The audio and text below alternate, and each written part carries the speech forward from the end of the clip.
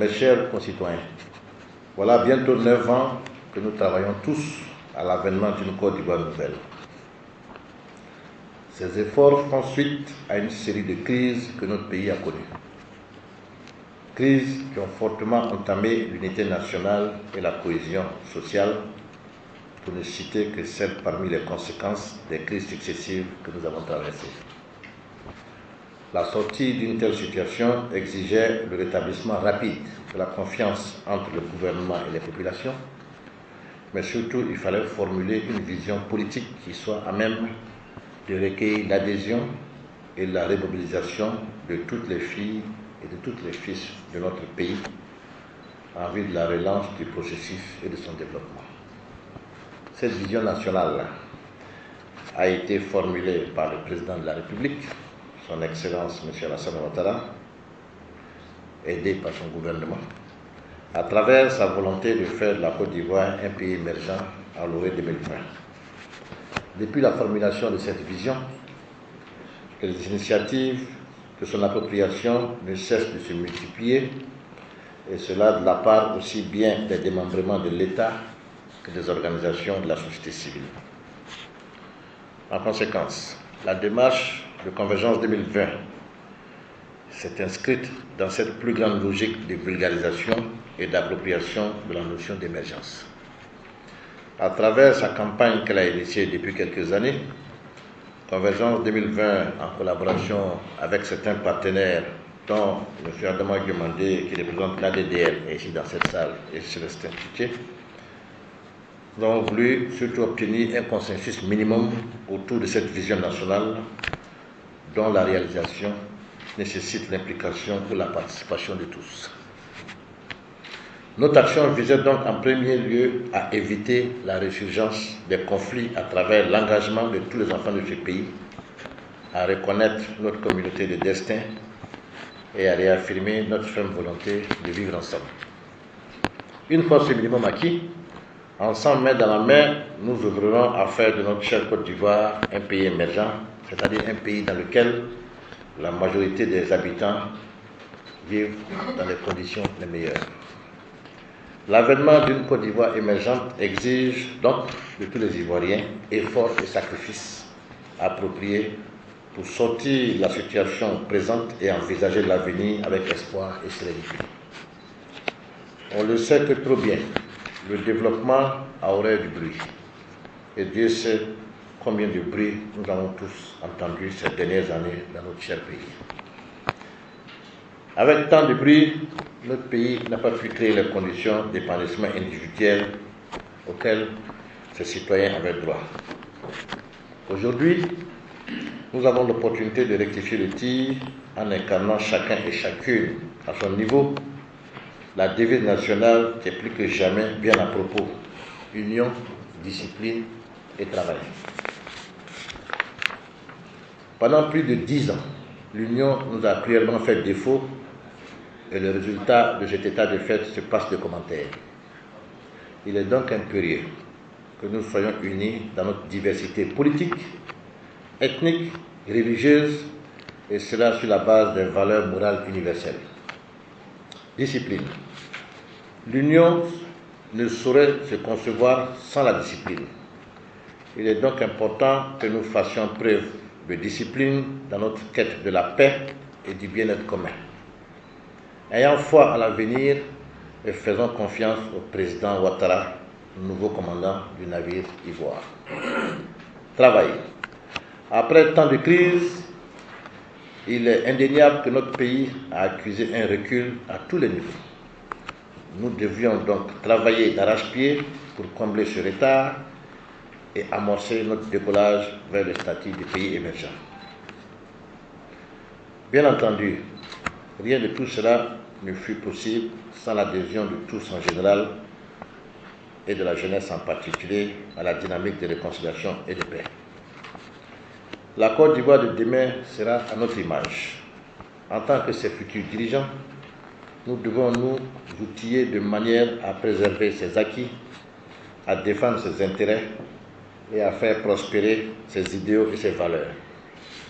Chers frères, chères sœurs, aujourd'hui, les signes sont bon et très encourageant, surtout lorsqu'on se rappelle des conditions qui étaient les nôtres il y a 9-10 ans de cela. Aujourd'hui, nous avons un taux de croissance moyen de 8%, qui couvre la période de 2012 à 2019, contre moins 4% en 2011. Une inflation de 2%, contre une inflation globale de 3% dans les pays de l'UEMOA.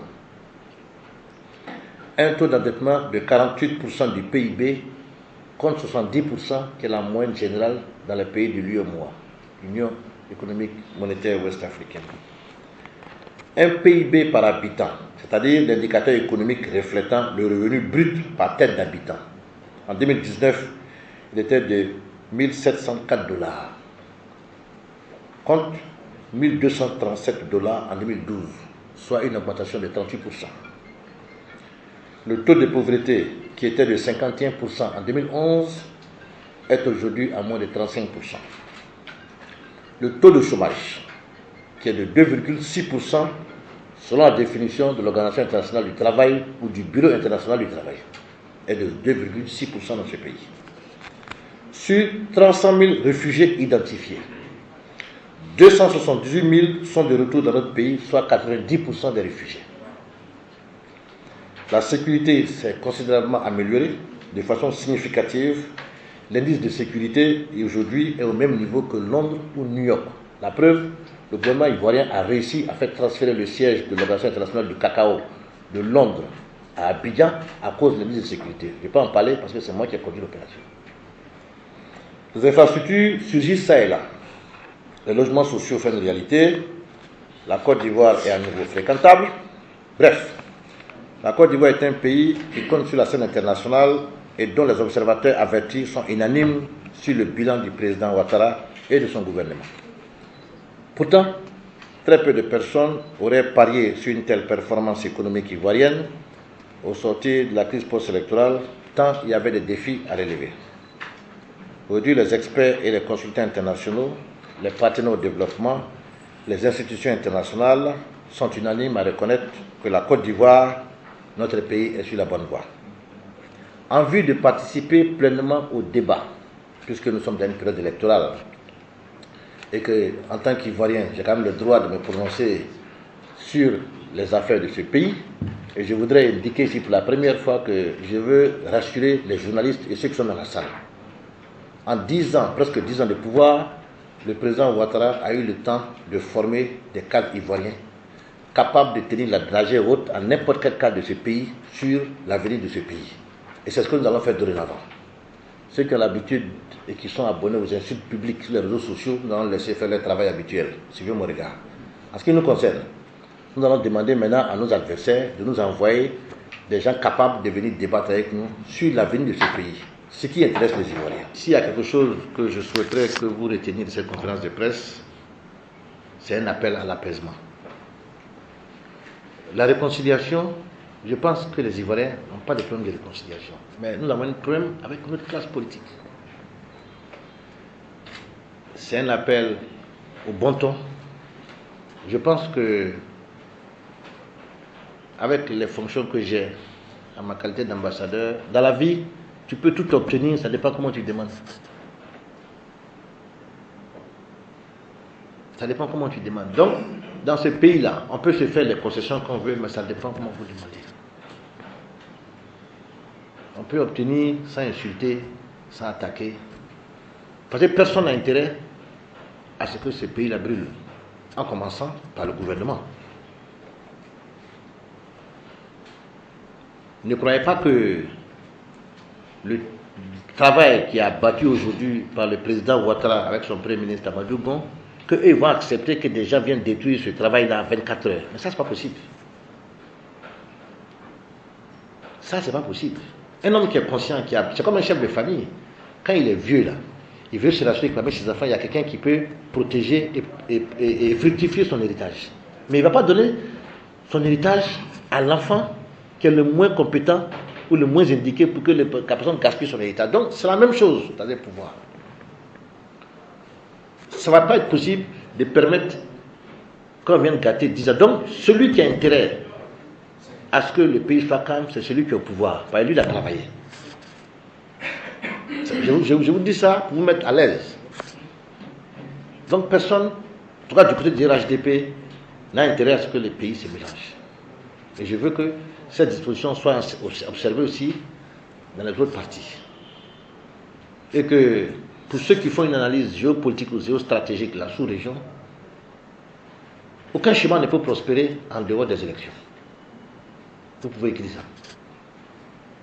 Aucun schéma ne pourra prospérer en dehors des élections. Donc je demande à l'opposition de se préparer pour qu'on ait aux élections. Il n'y aura pas de transition, il n'y aura pas de report des élections. Rien ne justifie un report des élections. Une transition se fait quand les institutions ne fonctionnent pas ou bien les pays dans le chaos, même dans un pays normal. Donc tous ceux qui ont des plans en dehors des élections, il ne faut pas les abandonner.